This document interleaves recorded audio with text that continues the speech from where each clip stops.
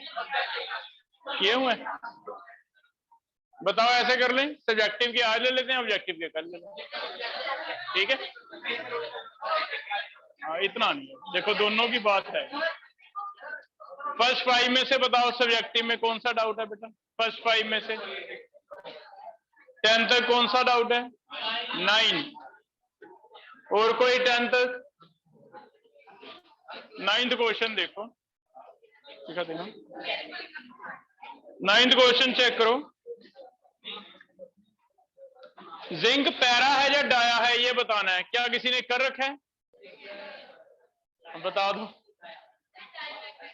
Dia magnetic, क्योंकि सारे पेड़ आ रहे हैं तो जिंक का कॉन्फ़िगरेशन लिखेंगे।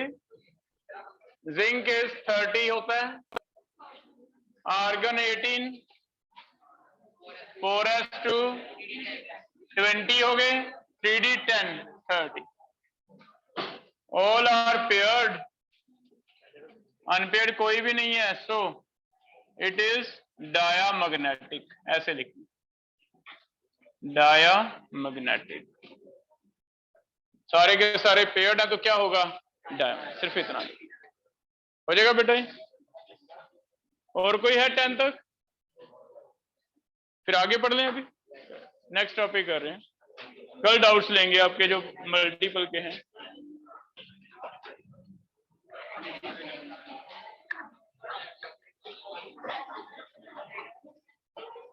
नेक्स्ट आज हमने बहुत इंपॉर्टेंट टॉपिक पढ़ना है, जो हमने 1 दिन लगा के कॉन्फ़िगरेशन लिखना सीखा है ना। स्टार्टिंग की के पहले शेल में क्या मिले, सब शेल, सब शेल हमने भरने सीखे, रूल्स लगाया, फिर सब शेल में चेंज हो गया ऑर्बिटल्स, फिर ऑर्बिटल भरने सीखे, 2 रूल पढ़े, हंस रूल एंड पॉलिश रूल। फिर हमें कॉन्फ़िगरेशन अभी सीखा था लिखना, सही से आ गया था। अब वो फाइनली क्या कहता है कि 2 कॉन्फ़िगरेशन गलत हैं। तो कुछ कॉन्फ़िगरेशन ऐसे हैं जो एक्सेप्शनल हैं, जो जैसे हम लिख रहे हैं वैसे उसे पसंद नहीं आ रही। तो फिर आज वो समझ रहे हैं कि कौन कौन से हैं, उन्हें हमें क्रैम करना पड़ेगा। तो आज का टॉपिक है 2 जगह एलिमेंट का कॉन्फ़िगरेशन उसने हमारा गलत कर दिया। टॉपिक बनाओ एक्सेप्शनल कॉन्फ़िगरेशन। कुछ केस हमें याद करने पड़ेंगे, और ये एक्सेप्शनल कॉन्फ़िगरेशन 2 जगह आता है, एक क्रोमियम 24, एक कॉपर 29। पहले तुम अपना जो कॉन्फ़िगरेशन हमने लिखना सीखा उसके बेस पे ट्राई करो भी क्या होना चाहिए। आर्गन लिख के ऐसे लिख के देखो क्या आना चाहिए।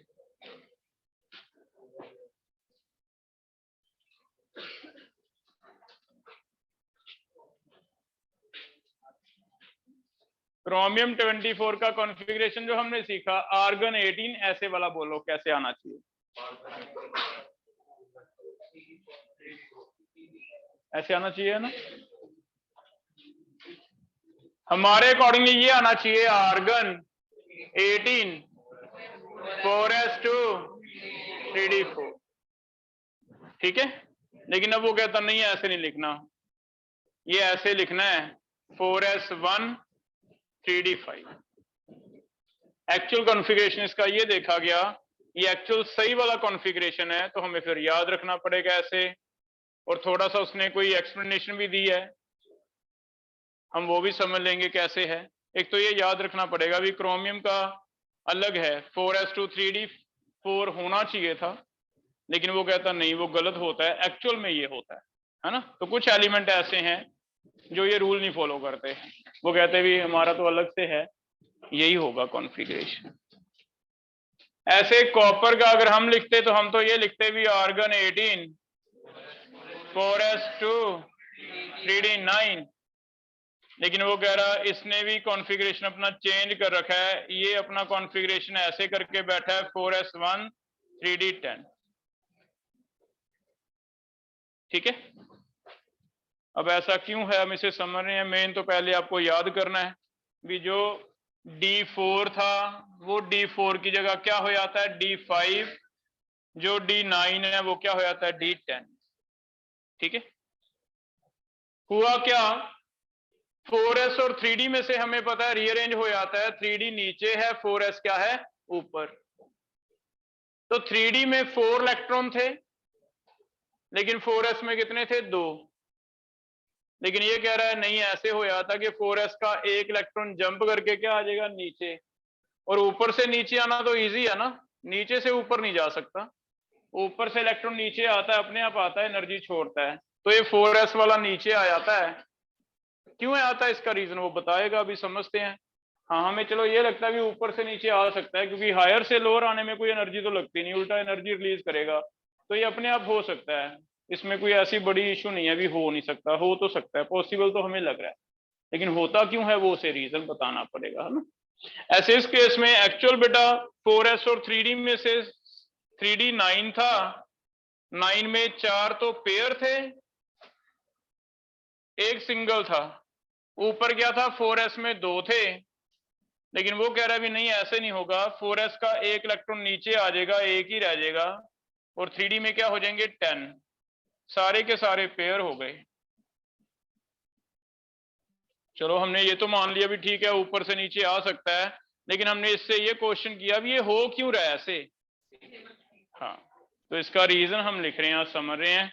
इसका रीजन है ये दोनों, हंस ने भी बताया था भी D5 और D10 ज्यादा स्टेबल हैं, क्योंकि D5 को बोला जाता है हाफ फील्ड स्टेबल, और हंस भी यही कहता था भी पहले आधा भर लो, कॉन्फ़िगरेशन एक एक करके पेयर ना करो, पेयर बाद में स्टार्ट करना।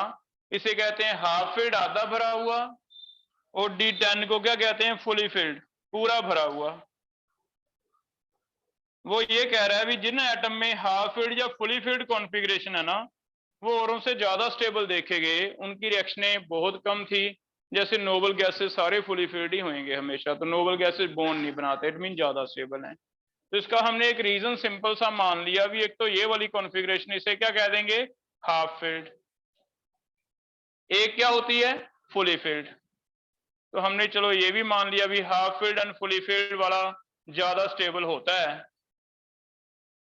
इसका मतलब कभी भी एक इलेक्ट्रॉन की वजह से हाफ फील्ड में प्रॉब्लम है तो एक इलेक्ट्रॉन आगे से नीचे आ सकता है, नीचे से ऊपर नहीं जा सकता, याद रख।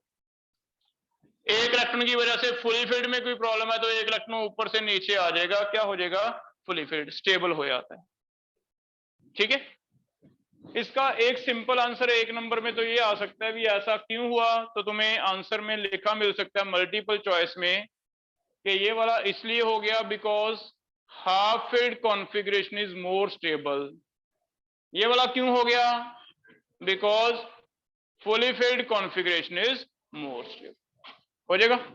लेकिन आगे अगर ये क्वेश्चन जैसे आपके माइंड में भी आ रहा है भी ये क्या है, हाफ फील्ड क्यों है ज्यादा स्टेबल, फुली फील्ड में ऐसा क्यों है, तो हाफ फील्ड और फुली फील्ड आगे ज्यादा स्टेबल क्यों होते हैं, इसका भी हमने रीजन एक्सप्लेन करना है। वाई, पहला क्वेश्चन तो ये बन गया, क्वेश्चन बना के लिख लो। अगर आपसे ये पूछा जाता है why chromium has configuration 4s1 3d5 instead of किसके? 4s2 3d4। तो अगर तो बेटा मल्टीपल चॉइस में क्वेश्चन है तो आंसर लिखा होगा, ए चॉइस बन जाएगा half field, that is D5 is more stable than D4। Multiple में तो हमारा इतना ही क्वेश्चन बनेगा, half field is more stable than D4। ठीक है। ऐसे अगर कॉपर के लिए क्वेश्चन ऐसे आता है कि Y copper has configuration 4s1 3d10 instead of होना क्या चाहिए था? 4s2 3d9। तो एक नंबर में, अगर एक नंबर में लिखना आता है तो आप भी इससे बच सकते हो इतना का आंसर देके भी। आंसर क्या बनेगा? D10 कौन सी कॉन्फ़िगरेशन है? Fully field. तो हम भी ऐसे आंसर दे देंगे भी D10 is fully field configuration, so it is more stable। ये क्या है, ज्यादा स्टेबल। ठीक है, लेकिन आगे अगर 3 नंबर में फिर से पूछता है भी ये एक्सप्लेन करो हाफ फील्ड या फुली फील्ड क्यों स्टेबल है, तो इसका उसने आगे लॉजिक समझाया, हमें वो भी समझ लेते हैं क्या कह रहा है ये। तो फर्दर अगर डिटेल पूछता है, ये नहीं 3 नंबर का पूरा डिटेल समझाओ कि why half filled and fully filled are more stable. तो अब इसका रीजन समझते हैं। हमने इससे पूछा भी ऐसा क्यों है, तो एनसीईआरटी में जो रीजन लिखे हैं वो मैं कोशिश कर रहा हूं समझाने की आपको। हाफ फील्ड या फुली फील्ड ज्यादा स्टेबल क्यों है, इसका क्या लॉजिक है कि हाफ फील्ड आने से या फुली फील्ड आने से स्टेबिलिटी बढ़ गई, इसका क्या लॉजिक है। ठीक है, तो इसे समझो। ये हर्न्स रूल का भी लॉजिक होगा। हर्न्स हमें कहता था भी पहले हाफ फील्ड ले लो, एक एक भरते जाओ, स्पिन क्या रखनी होती है उसमें, सेम स्पिन वाले एक एक भरो, जब हाफ फील्ड हो गया उसके बाद क्या स्टार्ट करो, पेयरिंग। तो वहां भी हमने चलो वाई पूछा तो है नहीं, लेकिन आज उसका भी हमें आंसर मिल जाएगा। अभी हर्न्स रूल भी ऐसे क्यों कह रहा था, क्योंकि हाफ फील्ड ज्यादा स्टेबल क्यों है, ज्यादा स्टेबल, इसका रीजन समझो। 2 रीजन दिए हुए हैं आंसर में। पहला रीजन लिखा हुआ है सिमेट्रिकल डिस्ट्रीब्यूशन।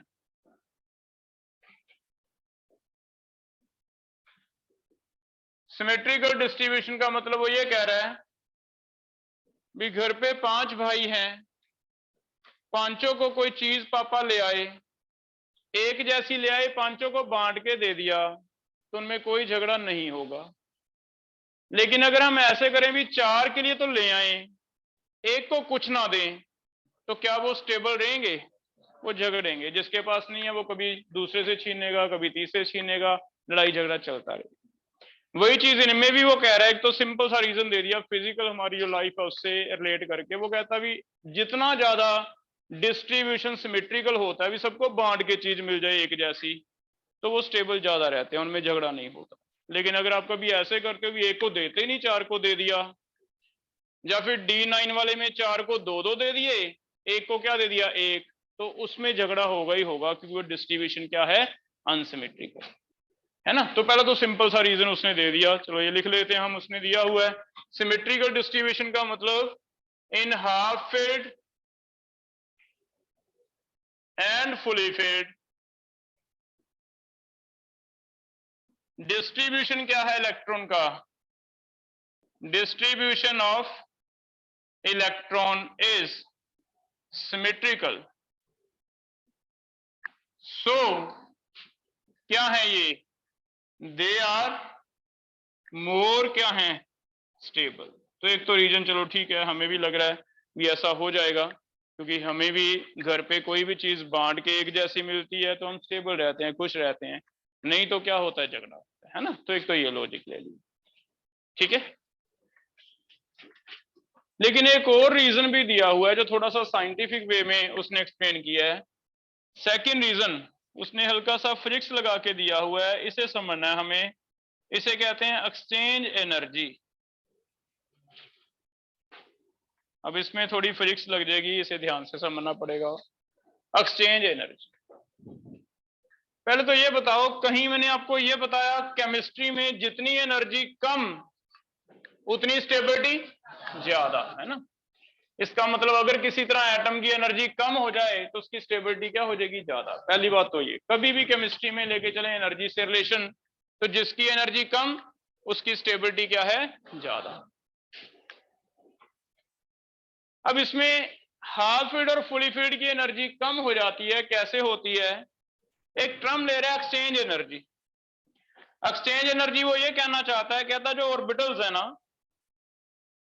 इनमें जो सेम स्पिन वाले इलेक्ट्रॉन है, जैसे मान लो D4 है, सेम स्पिन वाले इलेक्ट्रॉन है, सेम स्पिन वालों में एक चीज अलाउ कर दी हमने, ये क्या कर सकते हैं, ये अपने ऑर्बिटल्स एक्सचेंज कर सकते हैं।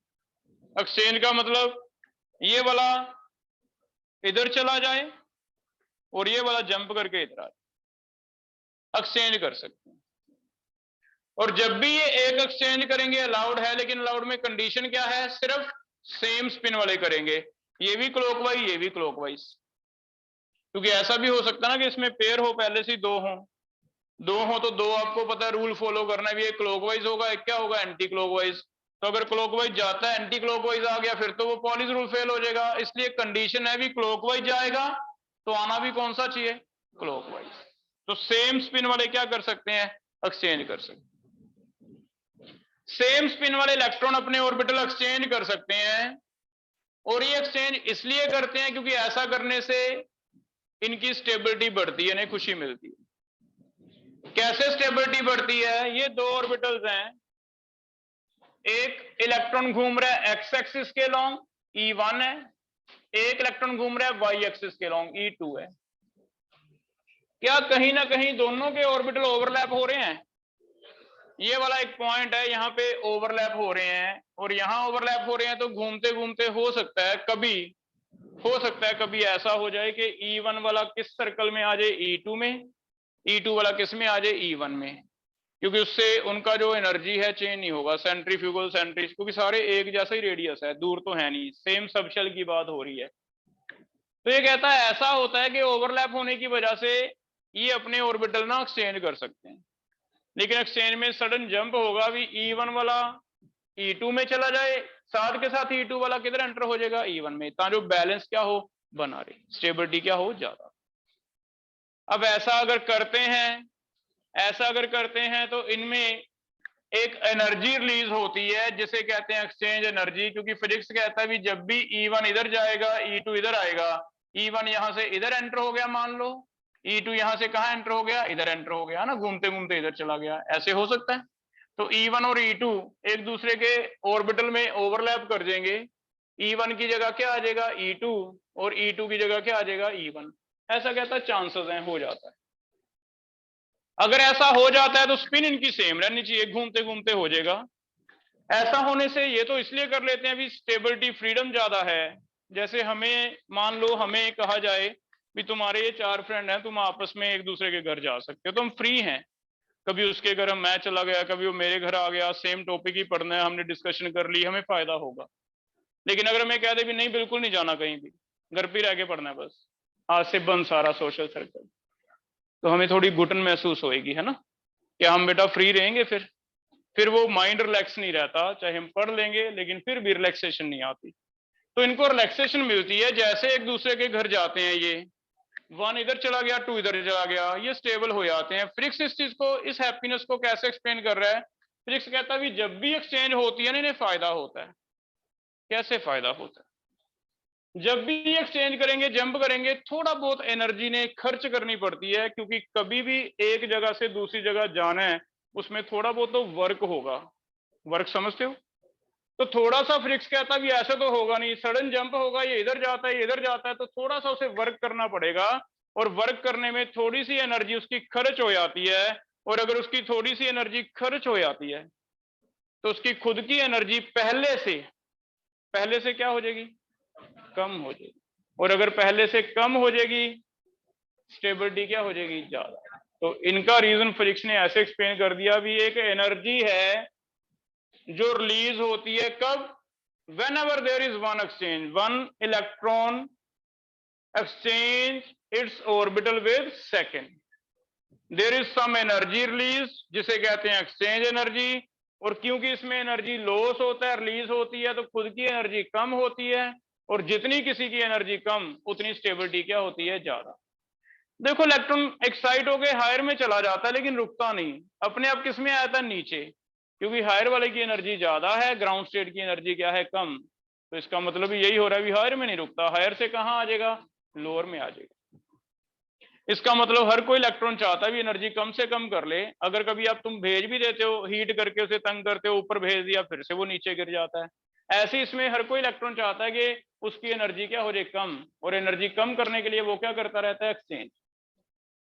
जितनी एक्सचेंज ज्यादा होएगी, क्या लगता है उतनी एनर्जी क्या होएगी, कम होएगी। तो जितनी ज्यादा एक्सचेंजेस आप काउंट कर लोगे, जितनी ज्यादा एक्सचेंजेस पॉसिबल हैं उतनी एनर्जी क्या होएगी, कम, और जितनी एनर्जी कम होएगी उतनी स्टेबिलिटी क्या होती जाएगी, ज्यादा। हो जाएगा। तो उसने ऐसे एक्सप्लेन किया है। अब हम एक्सचेंज एनर्जी काउंट करेंगे, एक्सचेंजेस काउंट करेंगे। सबसे पहले इसका एक डेफिनेशन लिख रहे हैं। What is exchange energy? Exchange energy क्या है? Loss of energy when one electron exchange its orbital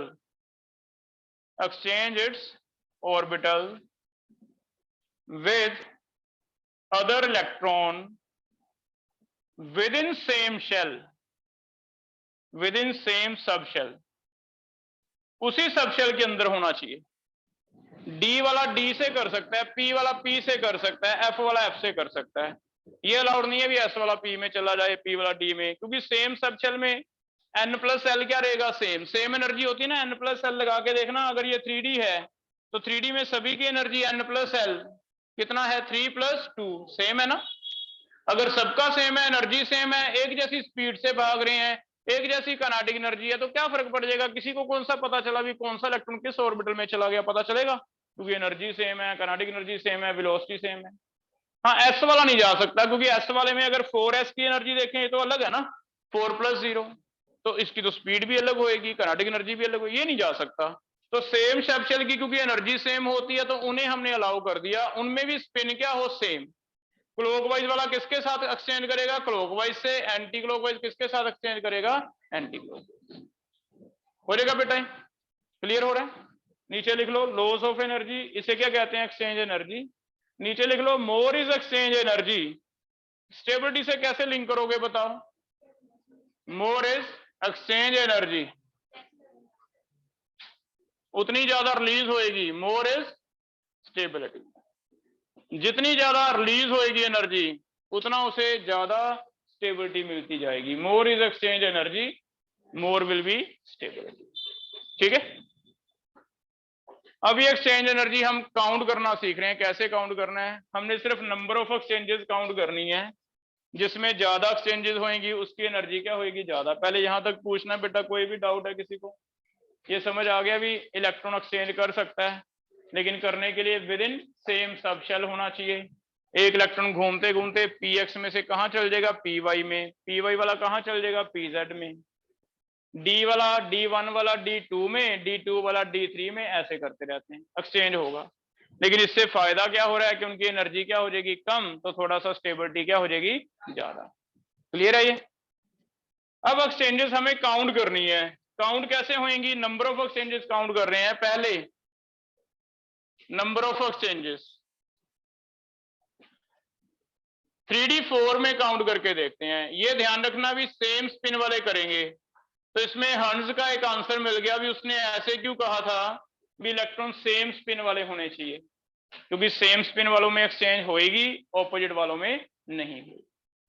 D4 जो है, इसमें 4 इलेक्ट्रॉन है, ये 4 आपस में कितनी एक्सचेंजेस कर सकते हैं? जो पहला इलेक्ट्रॉन है उसके लिए प्रोबेबिलिटी है कि वो 3 के साथ एक्सचेंज कर ले। जो E1 है, पहला इलेक्ट्रॉन, वो 3 के घर जा सकता है, इसके घर, ये वाला और ये वाला, 3 लोगों के घर जा सकता है। तो इसकी एक्सचेंज एनर्जी कितनी होएगी? 3। दूसरे वाले की कितनी होएगी? दूसरे वाले में मैं सिर्फ आगे वाली ले लेता हूं, क्योंकि 1 के साथ तो ले ही ली मैंने, वो तो काउंट हो ही गया ना, 1 की काउंट कर ली। तो दूसरे वाले की एक्सचेंजेस सिर्फ आगे वालों के साथ लेंगे। कितनी हो जाएंगी? एक इसके साथ, एक इसके साथ। कितनी हो जाएगी? 2। लास्ट कौन सा रह गया? E3 रह गया। E3 की कितनी हो जाएगी? सिर्फ एक ही रह गया इसके लिए, तो आगे 1 1। टोटल कितनी हो गई? 6E हो गई। तो इसकी एक्सचेंज एनर्जी कितनी है? हो जाएगा। अब इसका एक शॉर्ट ट्रिक भी है, आप ऐसे भी कर सकते हो कि बस पहले की देख लो। पहले के लिए कितने ऑप्शंस हैं? 3 पहला आ गया, 1 तक पहुंचना होता है, ऐड करते जाओ। पहले 3, फिर क्या आएगा? 2, फिर क्या आएगा? 1। कितनी हो गई? 6। तो 6 × 6E इसकी एक्सचेंज एनर्जी है। अगर एक में E लगती है तो इसके पास क्या ऑप्शंस हैं? 6। हो जाएगा ऐसे। ऐसे क्या D5 में आप काउंट कर सकते हो कितनी होंगी एक्सचेंजेस? काउंट करना D5 में बस पहले की काउंट कर लो, बाकी तो 1 तक ऐड कर दो, 10 आ जाएंगी। तो D5 की नंबर ऑफ एक्सचेंजेस काउंट कर रहे हैं, हम कहेंगे D5 की कितनी है, 1 2 3 4। सिर्फ पहले वाले के लिए काउंट करेंगे, बाकी हम एक एक करके कम करते जाएंगे। पहले वाले के लिए कितनी ऑप्शंस हैं, 4, तो E1 के लिए 4 हैं। E2 के लिए आगे वाली कितनी ऑप्शन है, 3 रह जाएंगी, तो E2 वाले के लिए कितनी है, 3। E3 के लिए 2, E2 के लिए 1, E1 तो आगे है ही नहीं कुछ, है ना। तो टोटल देखना कितनी हो गई। इट मींस बस आपको क्या करना है, पहली वाली का काउंट करना है, बाद में एक एक कम करके 4 3 2 1 ऐड कर देने, 10 हो जाएगा। तो which one is more stable, D5 या D4? D5। हम कह सकते हैं D5 is more stable than D4 because of more क्या है, एक्सचेंज एनर्जी। इसमें तो कोई न्यूमेरिकल भी नहीं है, कुछ नहीं करना, बस ऐसे लिख के आपको बताना है भी कितनी कितनी एक्सचेंज एनर्जी है। एक में 10E है, एक में क्या है 6E। 6E से ज्यादा क्या है 10E, तो हम कहेंगे 10E वाला ज्यादा स्टेबल है। D5 is more stable than D4 due to more क्या है, एक्सचेंज एनर्जी। कर लोगे ऐसे, समझ आ गया बेटा। ऐसे हम D9 और D10 भी कर देते हैं। सेकंड करके देखते हैं, D9 एंड D10। D9, अब D9 में एक जो अलग से चीज आ रही है वो ये है कि इसमें दो तरह के स्पिन हैं। 5 इलेक्ट्रॉन है अपवर्ड स्पिन, लेकिन 4 क्या है डाउनवर्ड। अब मुझे पता है भी 5 जो अपवर्ड हैं वो तो आपस में एक्सचेंज कर सकते हैं क्योंकि उनका स्पिन क्या है, सेम। क्या डाउनवर्ड वाला उनसे करेगा? हाँ, लेकिन डाउनवर्ड वाला डाउनवर्ड से कर सकता है। तो मैं क्या कर रहा हूं, D9 में 4 अलग से लिख लेता हूं, क्योंकि हमें तो एक्सचेंजेस काउंट करनी है, तो ये 4 मैंने अलग से लिख लिए क्योंकि मुझे पता है ये आपस में एक्सचेंज करेंगे, ये आपस में करेंगे। ऐसे लिख लें D9, ठीक है, तो अलग अलग लिख लें। अब क्लॉकवाइज स्पिन वालों की जो एक्सचेंजेस हैं, इसे हम कहते हैं क्लॉकवाइज स्पिन। उनकी एक्सचेंजेस कितनी है, कोई हैंड रेज करो, बताओ कितनी है। नरिंदर 10 है। कुशागर एक्सप्लेन करेगा। जो E1 है बेटा पहले वाला, इसके लिए कितने चांसेस हैं एक्सचेंजेस के, 4। इसके साथ 1, आगे 2, आगे 3 और आगे 4। तो पहले वाले के लिए 4 है, फिर ऐसे सीधा ही याद कर लिया, पहला निकाल लिया फिर 1 तक आना है, तो हम कहेंगे कितनी एक्सचेंजेस हैं, 10। सिंपल इतना क्वेश्चन भी आ सकता था, अभी D9 में जो क्लॉकवाइज वाले हैं उनके कितने चांसेस हैं एक्सचेंज के, तो हम कहते 10 हैं। लेकिन जो एंटी क्लॉकवाइज हैं उनके कितने चांसेस हैं, 6 हो जाएंगे, क्योंकि इसका 1, ये 2, ये 3 से स्टार्ट करना है। तो एंटी क्लॉकवाइज वाले कितने हैं, 3 + 2 + 1 6। टोटल कितने हो गए फिर, टोटल 10E + 6E, टोटल हम कह देंगे 16E है। हो जाएगा बेटा। तो जब क्लॉकवाइज एंटी क्लॉकवाइज पेयर्स हैं दोनों, तो आप अलग अलग बना लो डायग्राम, क्लॉकवाइज के अलग से बता दो, एंटी क्लॉकवाइज के अलग से। अब D10 के चेक करो, मुझे लगता है 20 आने चाहिए। D10 के चेक करो, D10 के लिए कितने एक्सचेंजेस हैं, पहले 5 ऊपर जाएंगे, 1 2 3 4 5, इनके देख लो, फिर 5 नीचे जाएंगे,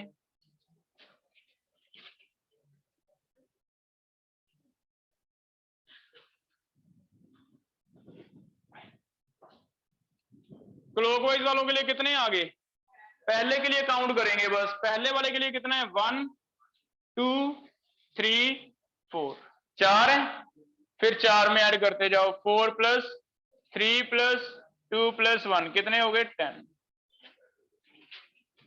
क्या नीचे भी सेम आ जाएंगे, नीचे चेक करो, 4 + 3 + 2 + 1, तो टोटल कितने हो गए, हो जाएगा बेटा। तो बस ऐसे 2 रीजन आपको देने हैं। पहला तो आपको लिख देना है सिमेट्रिकल डिस्ट्रीब्यूशन, दूसरा लिख देना है मोर एक्सचेंज एनर्जी। मल्टीपल है तो दो में से दोनों आंसर दिया तो बोथ आंसर होगा, नहीं तो एक दिया जाए। अलग से क्वेश्चन ये बन जाएंगे कि तुम्हें स्पेशली पूछने लग जाएगी बताओ इसकी एक्सचेंज एनर्जी कितनी है, तो तुम पहले की बस देख लो कितनी है, पहले की निकाल के एक तक ऐड कर दो, आंसर आ जाएगा। हो जाएगा बेटा? क्लियर है? कुछ एक एक्सचेंज एनर्जी काउंट करके दो, सिर्फ काउंटिंग करनी है। लिखना एफ में कितने ऑर्बिटल्स होते हैं? एफ सब शेल में 7, एस में 1, पी में 3, दो दो ऐड होते हैं, डी में, एफ में 7 ऑर्बिटल बनाने हैं आपको। ठीक है, लिखो, आपको कैलकुलेट करना है। Find out exchange energy in F6 configuration. Find out exchange energy in F6 configuration. F6 draw करके देखो कितनी आती है,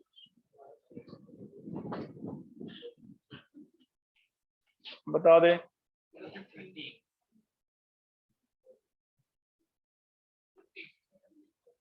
1 2 3 4 5 6 7 है ना? कितने हैं हमारे पास? F6 1 2 3 4 5 6। पहले के लिए काउंट कर लो बस, बाकी तो एक तक आना है हमने। पहले के लिए कितने हैं? 5। इसके लिए 5 ऑप्शन है, इसके साथ 1 2 3 4 5, 1 2 3 4 5। बस पहले के लिए 5 है, फिर तो हमें 4 करना है, 3 2 1। ये समझ आ गया आगे कैसे होते जाएंगे? इसके लिए 4 रह जाएंगे आगे, इसके लिए 3, इसके लिए 2 ऐसे। कितने आगे टोटल? 15 आगे। तो बताओ F6 या F7 कौन सा ज्यादा स्टेबल हो सकता है? तो फिर ये कॉन्फ़िगरेशन भी हमें एक्सेप्शन आएंगे, लेकिन ये तब पढ़ेंगे जब हम एफ ब्लॉक, हमें अलग से एक चैप्टर आएगा। अभी कॉपर तक तो हमने पढ़ा हुआ है, इसलिए क्रोमियम कॉपर ही ज्यादा पढ़ेंगे, क्योंकि वहां तक आपको 30 तक एलिमेंट याद है ना? F7 में कितनी आ जाएंगी? स्टार्टिंग कहां से होगी? 6 से। 1 2 3 4 5 6 7। पहले के लिए 1 2 3 4 5 6 ऐसे लिख के दिखा देना आपको कि पहले के लिए 6 हैं, अगर E1 के लिए 6 हैं, बाकी सीधा लिखते जाओ भी 6 plus 5 plus 4 plus 3 plus 2 plus 1, count कर लो 21। तो बताओ कौन सा ज्यादा स्टेबल होगा? तो हम कह देंगे भी F7 इज मोर, क्या है? स्टेबल। F7 इज मोर हो जाएगा। तो बस इतना क्वेश्चन। हाँ कर लेगा बेटा? लास्ट एक और करके दो, एक्सप्लेन करो। Why F14 is more stable than F13? F14 is more stable than F13 on basis of exchange energy. Counting बतानी है on basis of exchange energy. F14 is more stable than F13 on basis of exchange energy. आपको पहले F14 का बताना है कितने exchanges हैं, F13 का बताना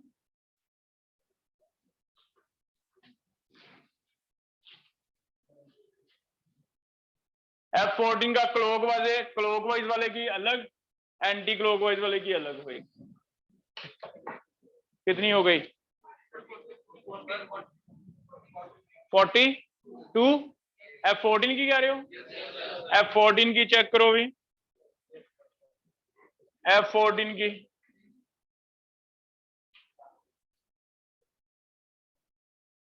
one two three four five six seven 8 9 10 11 12 13।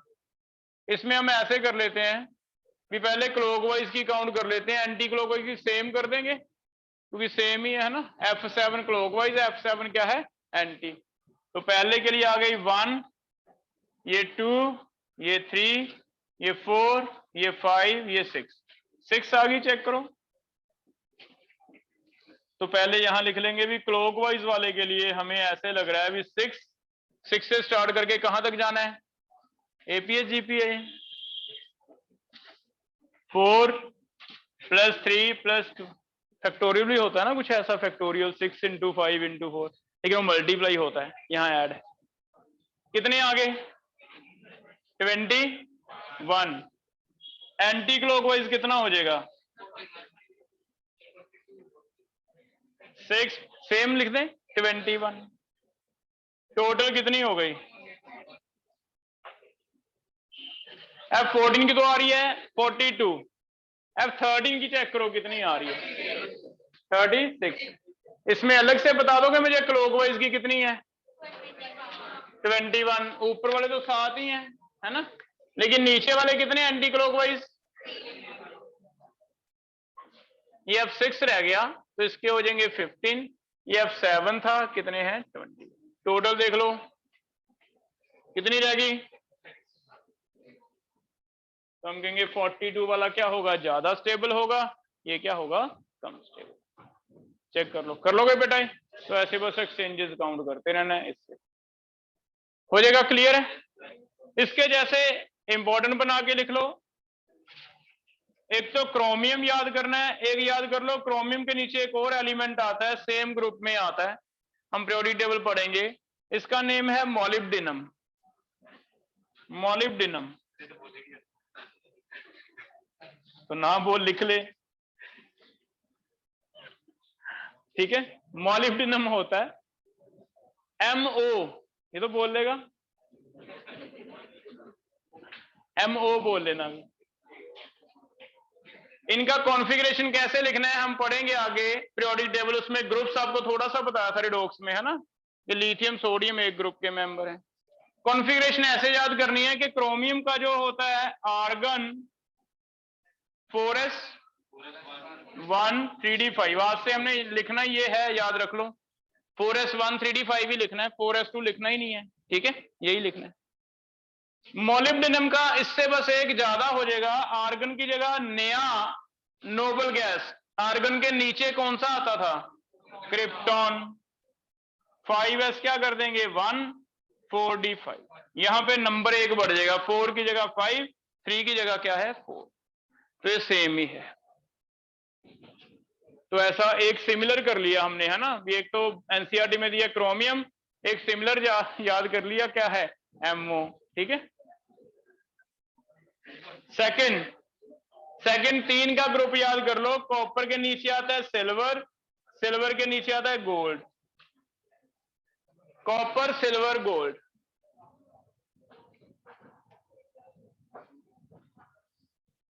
Copper के नीचे सिल्वर, सिल्वर के नीचे गोल्ड। ये तुम्हें मेटल तो याद होंगे, इन्हें क्वाइनेज मेटल भी कहते हैं बेटा, क्योंकि ये क्वाइंस बनाने के लिए काफी यूज होते रहे हैं ना हिस्ट्री में, जितने भी हम करेंसी चलती रही है स्टार्टिंग में, वो कौन से चलते थे क्वाइन, कॉपर के, सिल्वर के और गोल्ड।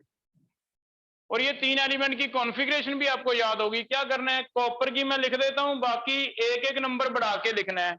आर्गन का 4s1 3d10, ये आज हमने याद की कॉपर की, तुम याद कर लो ये 3 एलिमेंट है एक जैसे, कॉपर नीचे सिल्वर नीचे गोल्ड, और तीनों की एक जैसी लिख दो, बस एक एक जैसे यहां बढ़ाया था, 4 की जगह 5, 3 की जगह 4, आर्गन की जगह नया सीक्वेंस में बोलना क्या आता है क्रिप्टॉन, 5s1 4d10, ये क्या आ जाएगा क्रिप्टॉन की जगह जीनॉन, 6s1 4f लिखना, लिख लो 4f 14 भर देंगे पहले, फिर क्या भरेंगे 5d10, क्योंकि 6 के बाद 4f और नहीं भी लिखोगे, सिर्फ इतना याद रख लो भी इसमें भी एक्सेप्शन होता है, एक s वाला किसमें चला जाता है D में, तो ये जो कॉपर वाला कैरेक्टरिस्टिक है ये 3 में मिलता है हमें, कॉपर में भी मिलता है, सिल्वर में भी मिलता है, गोल्ड में एक्सेप्शनल, क्रोमियम वाला एक और में मिलता है, क्रोमियम में मिलता है और मोलिब्डेनम, दोनों में सेम क्वेश्चन आ सकता है। हो जाएगा बेटा, क्लियर है इतना टॉपिक, तो एक एनसीईआरटी में जाके पढ़ना, एक छोटा सा टॉपिक लिखा हुआ है, why chromium and copper has got exceptional configuration, clear है बेटा, ठीक है, हो जाएगा। एक क्वेश्चन और ट्राई करो, लिखो why carbon has configuration, carbon की बताना क्या होती है। कहां फंस गए हो तुम लोग, मुझे तो तुम पे तरस आ रहा है। कहां तुमने पंगा ले लिया मेडिकल नॉन मेडिकल का है। मुझे तो ऐसे लग रहा है कि फंस गए बेचारे बच्चे थे, है ना। ये कॉन्फ़िगरेशन है 1s2 2s2 2p2, है ना। ये कहता why not, why carbon has configuration this, why not 1s2 2s1 2p3, explain करो। p3 तो हाफ फिल्ड हो गया, फिर इसमें क्यों नहीं हो गया ये चीज, इसमें तो लिखवाया नहीं उसने हमें, क्रोमियम कॉपर में तो लिखवा दिया, इसमें भी तो एक इलेक्ट्रॉन अगर आगे चला जाए ऐसे हो सकता है। हाँ, नीचे से ऊपर नहीं जाता, वेरी गुड, राइट डाउन। इसमें क्या है 2s नीचे आता है, 2p क्या आता है ऊपर, तो इलेक्ट्रॉन 2s से 2p नीचे से ऊपर नहीं जा सकता, वेरी गुड। ऊपर से नीचे अपने आप आ सकता है, नीचे से ऊपर हीट करना पड़ता है, स्पेक्ट्रम पढ़ा ना हमें, तो हम कहेंगे भी अपने आप हो ही नहीं सकता, क्योंकि इलेक्ट्रॉन 2s में है, लोअर शेल में है, और लोअर से हायर अपने आप नहीं जा सकता, हायर से लोअर अपने आप आ सकता है। तो याद रखो, ये आपको कंफ्यूजन देगा भी, कार्बन की बता दो क्या होएगी, तो हमें लगेगा भी ये भी एक इलेक्ट्रॉन निकल के इधर चल जाएगा, हाफ फिल्ड है, ऐसा नहीं है ना, ऊपर से नीचे अलाउड है। लिख लो, answer is in this case electron has to go from lower shell, electron has to go from lower shell, that is 2s, to higher shell, lower shell 2s to higher shell, that is 2p, and this is not allowed, this is not allowed, or this is not possible, ये possible नहीं है ना। Electron can come from higher to lower, possible है, lower to higher not possible, हमें heat करना पड़ेगा। तो याद रखो, हमेशा नहीं होता, ये वाली चीज अलाउड है। अब इसमें दो कंडीशन है, एक तो सिर्फ एक इलेक्ट्रॉन, ये भी माइंड में क्वेश्चन आएगा भी सर अगर 3 हो तो क्या दोनों आ जाएंगे एस वाले, तो दोनों नहीं आएंगे। अगर मान लो D3 है, तुम्हें लगे भी दोनों ही एस वाले आ जाएं और D5 हो जाए, ऐसा भी नहीं होगा। पहली कंडीशन है कि सिर्फ एक इलेक्ट्रॉन कर सकते हो, दूसरी कंडीशन है भी ऊपर से नीचे आ सकता है, नीचे से ऊपर नहीं जा सकता। उसमें अगर सिमेट्री में फायदा होता है, एक्सचेंज एनर्जी में फायदा होता है, तब दो कंडीशनों में अलाउड है, एक तो एक इलेक्ट्रॉन के लिए, दो के लिए नहीं है, एक ऊपर से नीचे आ सकता है, नीचे से ऊपर नहीं जा सकता। हो जाएगा बेटा, क्लियर है। चलो अब एक लिस्ट बनाओ, हमने जितने फॉर्मूले पढ़ लिए हैं, चैप्टर हमारा कंप्लीट होने वाला ही है, बस एक दो लेक्चर रह गए। स्टार्टिंग से लग जाओ, न्यूमेरिकल के फॉर्मूले। पहला फॉर्मूला कहां से स्टार्ट करें, मिडिल रो से स्टार्ट कर लेते हैं ना। पहला फॉर्मूला गुरनूर आप बताओ, लिखते जाना भी, ये एक पेज बनाना है और एक पेज पे सारा आपके जितने भी न्यूमेरिकल करने हैं, एक फॉर्मूले याद करो, पहली बात है, तभी न्यूमेरिकल होंगे, ठीक है। Write down. पहला बताओ बेटा, एक न्यू लैम्डा और सी में रिलेशन है, राइट डाउन। पहला है C is equal to nu lambda, पहला वेव्स वाले से न्यूमेरिकल पोर्शन स्टार्ट हुआ है हमारा, C is equal to nu into lambda. C की वैल्यू कितनी होती है 3 into 10⁸ metre per second. Second formula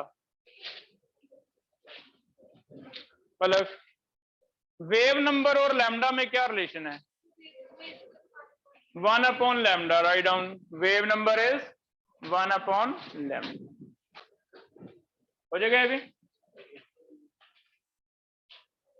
name भूल गया मैं, सारिका।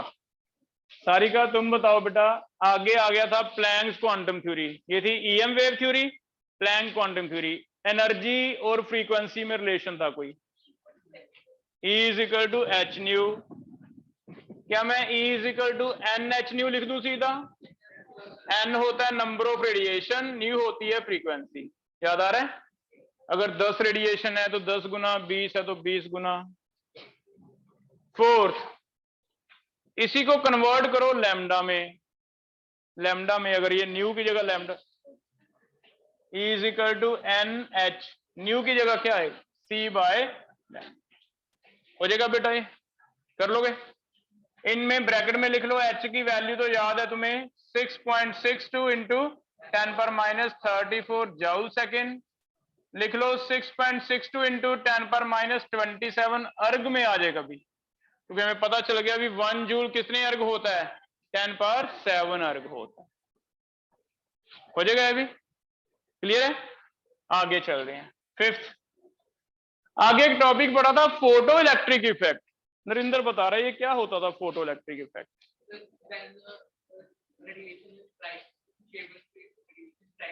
मेटल सरफेस पे तो इलेक्ट्रॉन निकल जाता है बाहर, इसे क्या कहते हैं, फोटो इलेक्ट्रिक इफेक्ट। इसमें एक कंडीशन थी कि जो एनर्जी है रेडिएशन की वो क्या होनी चाहिए, थ्रेशोल्ड से ज्यादा, है ना, new should be more than new not. तो इसमें एक इक्वेशन आ गई थी जिसके न्यूमेरिकल पड़े थे, आगे वाला बताएगा Ishan,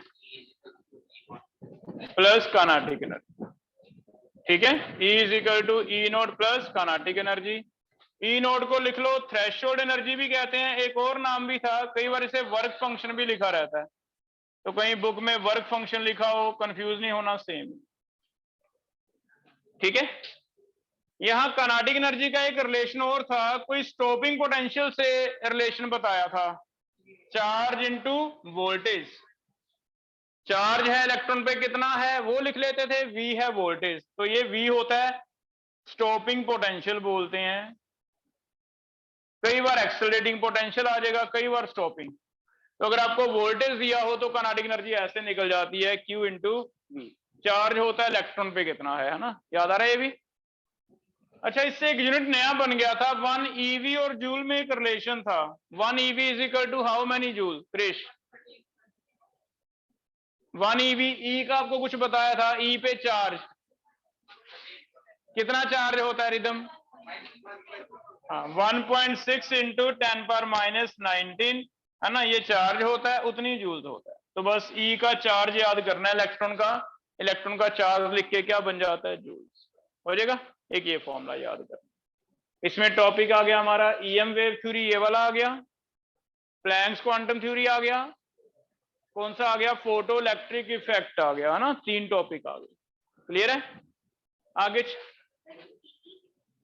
TE threshold energy, TE मैं किसे कह रहा हूं, थ्रेशोल्ड एनर्जी। आगे 7th, बोहर मॉडल में आ रहे हैं। बोहर मॉडल में 3 फॉर्मूले हैं, रेडियस, वेलोसिटी, एनर्जी। निपुण एक बता दे रेडियस का,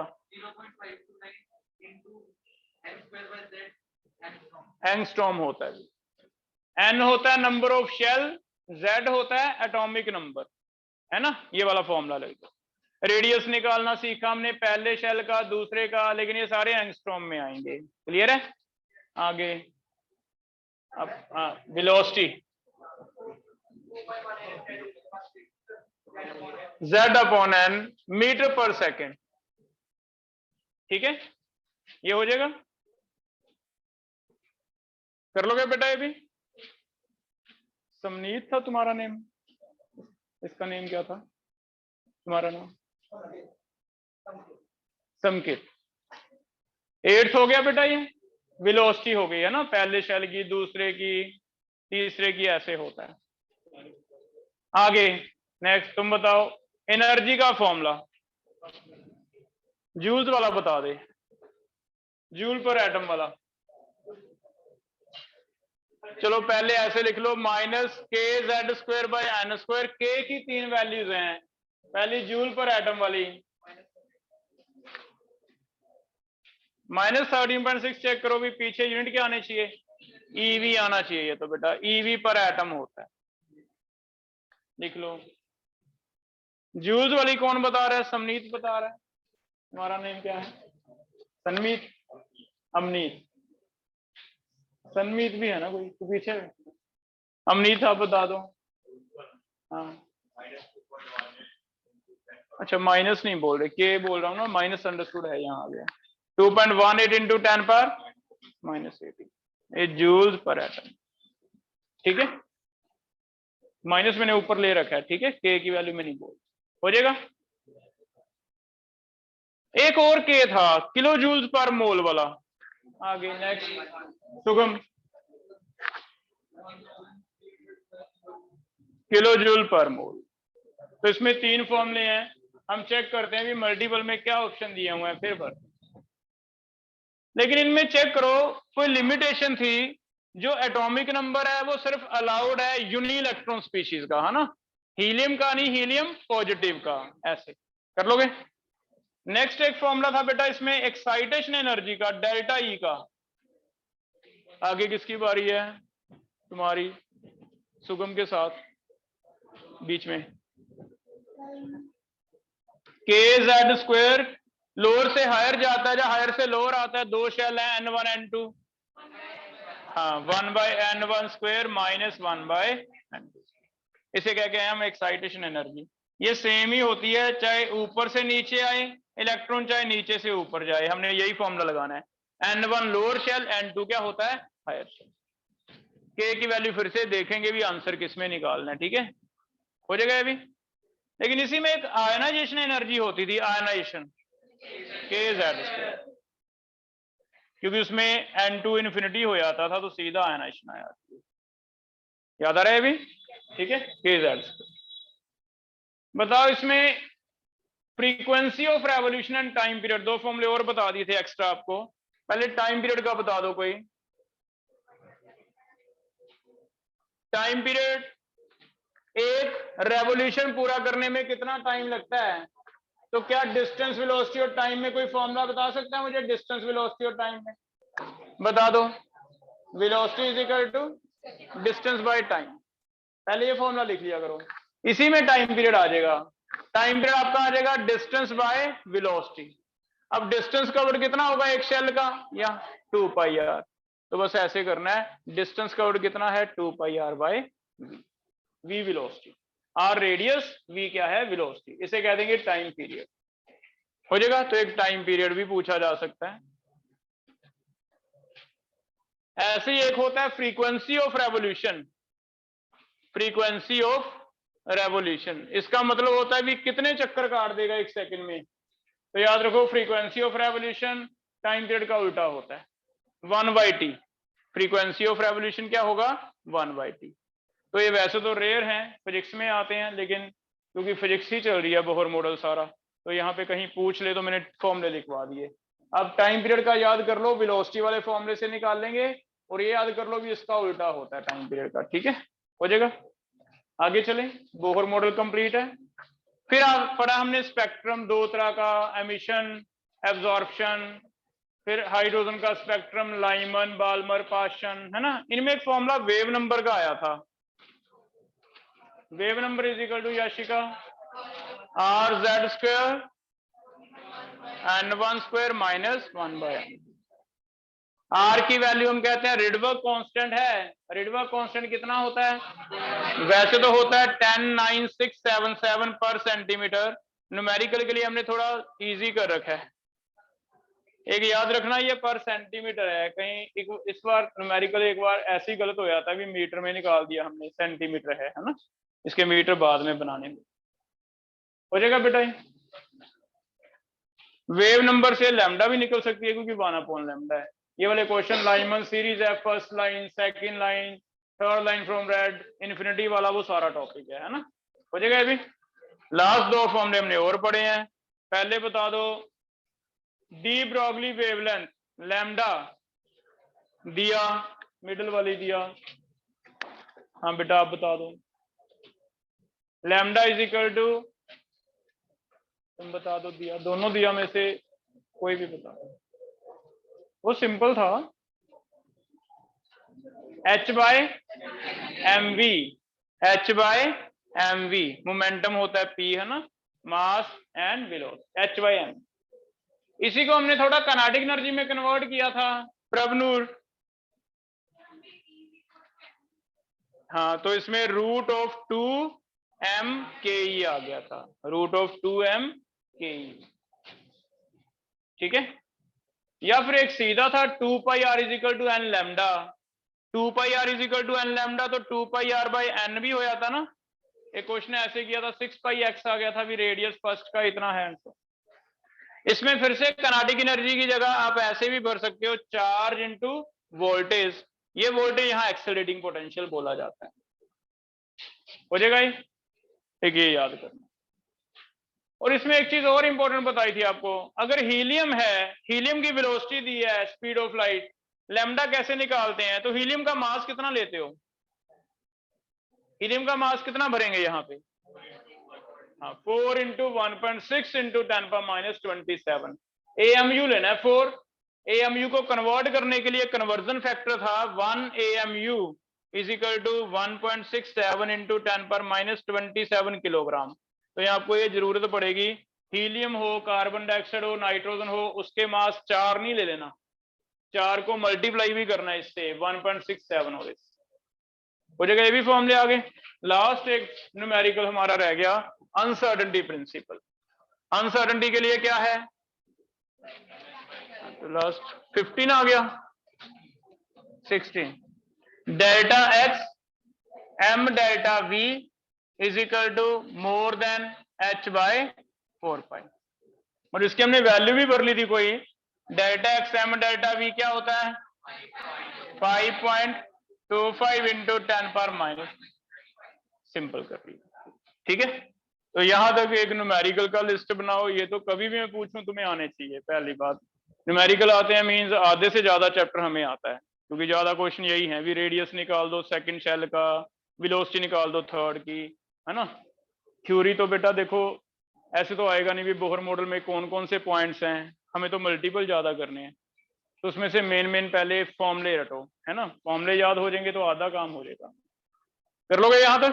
तो यहाँ तक लिस्ट बनाओ, कल तक ये याद हो आपके सारा। न्यूमेरिकल हमारे जीआरबी में हो गए थे, रह गया था। अगर कोई रह गया कल ले आओ, कल असाइनमेंट डिस्कस करेंगे आपका, ठीक है।